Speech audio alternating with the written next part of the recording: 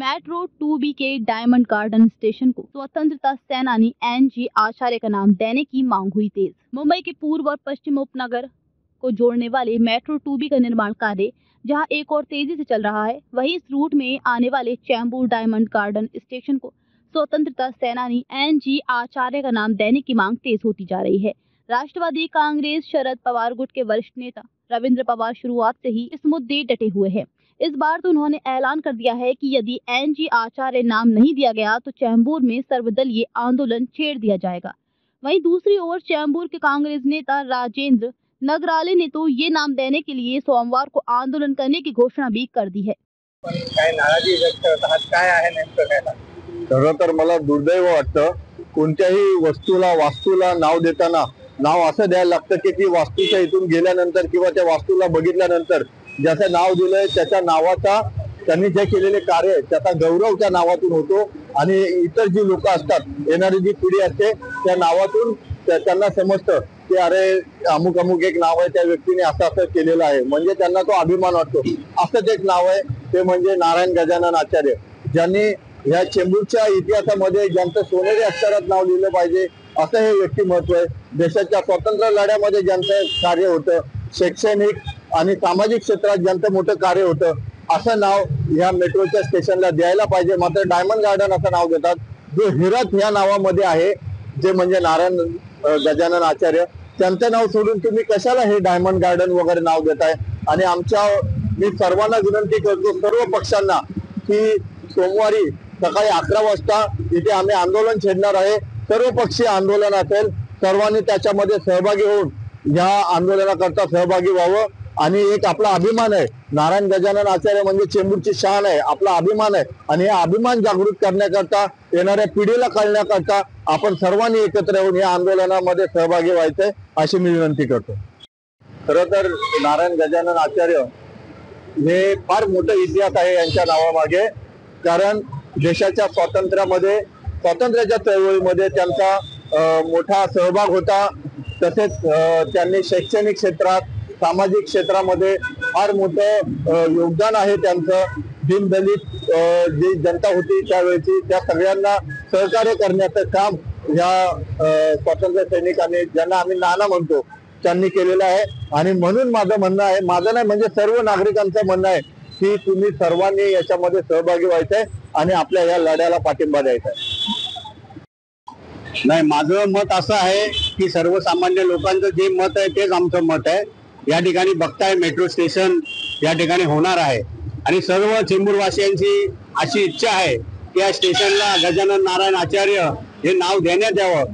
कारण समाजामध्ये समाजासाठी ज्या लोकांनी काही कार्य केलेलं आहे, अशाच लोकांची नावं स्टेशनला देण्यात यावी ही सगळ्यांची मागणी आहे।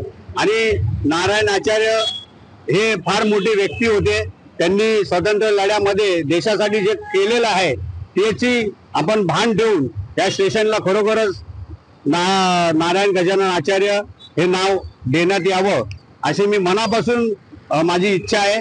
आणि ह्या ठिकाणी आमचे मित्र राजू नगराळे यांनी सांगितलंय की सोमवारी येणाऱ्या की आंदोलन घेणार आहे, त्या आंदोलनामध्ये सर्वांनी सहभागी होऊन जास्तीत जास्त लोकांनी या ठिकाणी उपस्थिती राहून या स्टेशनला कसं नाव देता येईल याकडे सगळ्यांनी पाठिंबा द्यायचा आहे।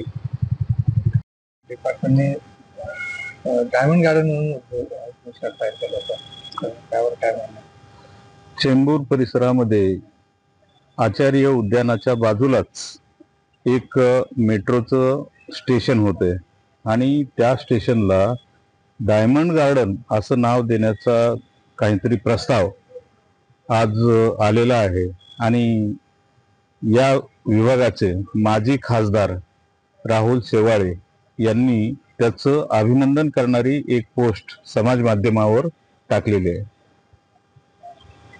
NG आचार्य किंवा नारायण गजानन आचार्य हे एक स्वातंत्र्य सैनिक, चेंबूर परिसरातले। देशाला स्वातंत्र्य प्राप्त होण्यासाठी नारायण गजानन आचार्य यांनी प्रचंड प्रयत्न केलेले आहेत। त्याच ठिकाणी आचार्य उद्यान म्हणून अत्यंत प्रसिद्ध अशा प्रकारचं स्थान आहे। आणि आम्ही सर्व जे चेंबूरचे लोकप्रतिनिधी होतो, आमची मेट्रो ज्या वेळेला सुरुवात झाली या पूर्व मार्गावरून, त्या वेळेपासूनची आमची मागणी आहे की त्या ठिकाणी NG आचार्य स्थानक अशा प्रकारचं नाव द्यावं, ही आमची पहिल्यापासूनची मागणी आहे. मला एक आश्चर्य वाटतं की जे माजी खासदार राहुल शेवाळे आहेत ते डायमंड गार्डन या नावाचं कसं स्वागत हे करतात. मी या गोष्टीचा निषेध करतो, कारण राष्ट्रवादी काँग्रेस पार्टी, शरदचंद्र पवार या पक्षाने जाहीररित्या मागणी केलेली आहे की या स्टेशनला NG आचार्य स्टेशन अशा प्रकारचं नाव द्यावं. ही आमची जाहीर मागणी आहे आणि ही जाहीर मागणी यासाठी आहे की NG आचार्य यांनी स्वातंत्र्य सैनिक म्हणून काम केलं, परंतु देशाच्या स्वातंत्र्य प्राप्तीनंतर NG आचार्य यांनी जे फाळणीमध्ये अनेक आमचे सिंधी बांधव पाकिस्तान सोडून मुंबईपर्यंत आलेले होते, त्यांचं पुनर्वसन करण्यासाठी सिंहाचा वाटा NG आचार्य यांचा आहे. या परिसरामध्ये व्यसनमुक्ती व्हावी म्हणून त्यांनी अव्याहतपणे 20 वर्ष त्यांनी पुढे काम केलं आणि व्यसनाधीनतेपासून लोकांना सोडवण्यासाठी NG आचार्य यांनी प्रयत्न केला. इतकंच नव्हे तर त्या कालावधीमध्ये स्पृश्य अस्पृश्य ही धारणा फार मोठ्या प्रमाणावर होती. NG आचार्य यांनी जी या परिसरामध्ये चेंबूर ची गावठाणं होती, चेंबूरची, त्या गावठाणामध्ये जी मंदिरं होती त्या ठिकाणी अस्पृश्यांना प्रवेश मिळावा यासाठी NG आचार्य यांनी असे प्रयत्न केलेले होते. यामध्ये जी होमगार्डची चळवळ आहे, या होमगार्डची चळवळ अगदी जोरदारपणे चालावी आणि देशाला कुठे ना कुठे एक चांगल्या प्रकारचं स्थैर्य लाभण्यासाठी लोकांच्या माध्यमातून सहकार्य व्हावं म्हणून होमगार्ड चळवळचे ते प्रमुख होते या परिसरामध्ये.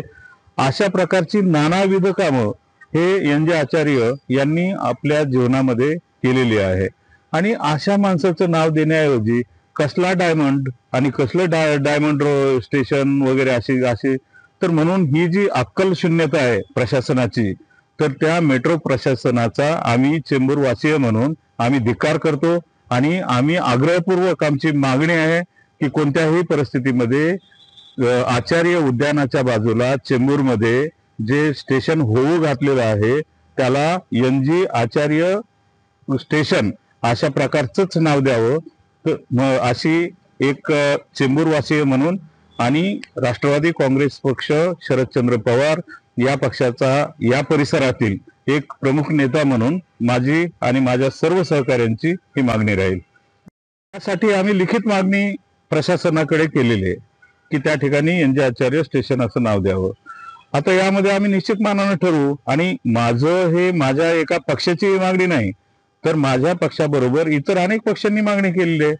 कारण स्वातंत्र्य सैनिक नाग आचार्य हे देशासाठी लढलेलं व्यक्तिमत्व होतं, समाजासाठी ज्यांनी योगदान दिलेलं आहे असं व्यक्तिमत्व होतं आणि या व्यक्तिमत्वाला कुणीही विरोध करणार नाही.